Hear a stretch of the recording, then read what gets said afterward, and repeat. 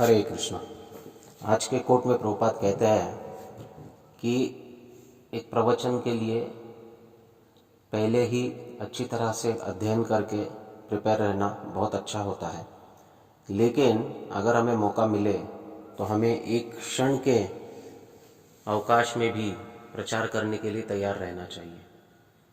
हमारा अध्ययन इस प्रकार से होना चाहिए कि कोई ऐन मौके पर आकर हमें कहे कि भगवान के विषय में कुछ कहिए, तो हम उसके लिए किसी भी हालत में तैयार रहने चाहिए। जैसे आप इन संस्कृत शब्दों का अध्ययन करना प्रारंभ करोगे तो एक एक शब्द में आपको बोलने लायक और उसको विस्तार करने लायक इतना बड़ा खजाना मिलेगा, क्योंकि इसमें कई प्रकार की समझावटें उपस्थित हैं कि प्रवचन देना बहुत बड़ी समस्या या फिर ऐन मौके पर प्रवचन देना ये बहुत बड़ी समस्या नहीं रहेगी। तो ये वास्तविक सत्य है। संस्कृत शब्दों में जो अर्थ, जो भाव और अलग अलग भक्तों के द्वारा, आचार्यों के द्वारा इसका जो भाव प्रदर्शित किया गया है वो इतना गहरा होता है कि किसी भी प्रवचन को तैयार करना बहुत मुश्किल नहीं होता है। और इसलिए एक सिस्टमैटिक अध्ययन होना चाहिए श्रीमद् भागवत का, भगवद गीता का। भागवत और भगवद गीता पढ़ना एक बात है और उसका अध्ययन करना एक बात है। जब रूप गोस्वामी पंच महासाधन का वर्णन किए, भक्ति के जो 5 साधन हैं जिसमें भक्तों का संग, हरिनाम संकीर्तन, धामवास, अर्चा विग्रह सेवन इत्यादि है, तो उसमें हम कहते हैं भागवत श्रवण या भागवत अध्ययन। वास्तविक वो शब्द है भागवत रसास्वादनम या भागवत अर्थास्वादनम।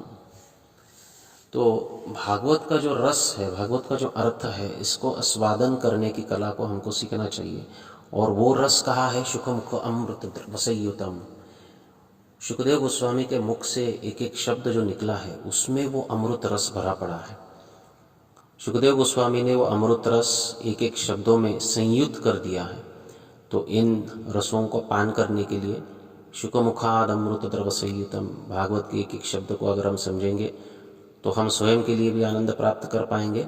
और अगर ऐसा कभी मौका मिलता है भगवान के विषय में प्रचार करने का, जो कि हर एक भक्त ने ढूंढते ही रहना चाहिए कब मिलेगा, तो उसके लिए यह समस्या नहीं होगी कि अब मैं क्या बोलूँ और क्या नहीं बोलूँ।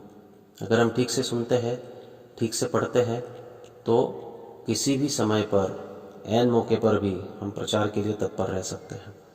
और यही एक भक्त की निशानी होती है। भक्त कैसा है? भक्त माया के विरुद्ध युद्ध करने वाला एक सैनिक है। जिस प्रकार जो सेना के सैनिक होते हैं उनको हमेशा अलर्ट रहना पड़ता है, हमेशा तैयार रहना पड़ता है।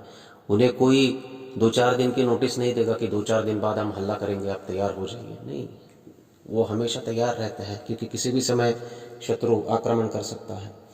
तो इसी प्रकार माया सदैव आक्रमण कर रही है।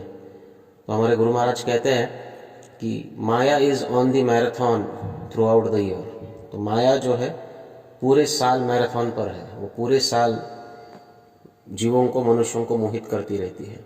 और हम एक सीज़न में ही प्रचार करते हैं, जैसे बुक डिस्ट्रीब्यूशन, मैराथन के सीज़न में बुक डिस्ट्रीब्यूशन करते हैं, या फिर कोई फेस्टिवल हो तो हम प्रचार करते हैं। तो प्रचार हमें सदैव करना चाहिए, पुस्तक वितरण करना चाहिए। हमें भी माया के विरुद्ध इस युद्ध में सदैव मैराथन पर रहना चाहिए। और ये करने के लिए अगर शास्त्र की समझावट सही हो तो ये केवल हम कर्तव्य है इसलिए नहीं करेंगे, लेकिन ये हमको बहुत अधिक आनंद भी देगा। और आनंद के साथ जब हम करेंगे तो हमें एक्सटर्नल मोटिवेशन, प्रेरणा की या इंस्पिरेशन की आवश्यकता नहीं होगी। हम आंतरिक रूप से प्रेरणा प्राप्त करेंगे और इस आनंद को, आनंदाम्बुधि वर्धनम जिसे कहते हैं, इस आनंद के सागर को और बढ़ते हुए अनुभव करेंगे। तो भागवत का ठीक से अध्ययन करना, उसके रस का आस्वादन करना, यही प्रभुपाद जी का आज का उपदेश है। हरे कृष्ण।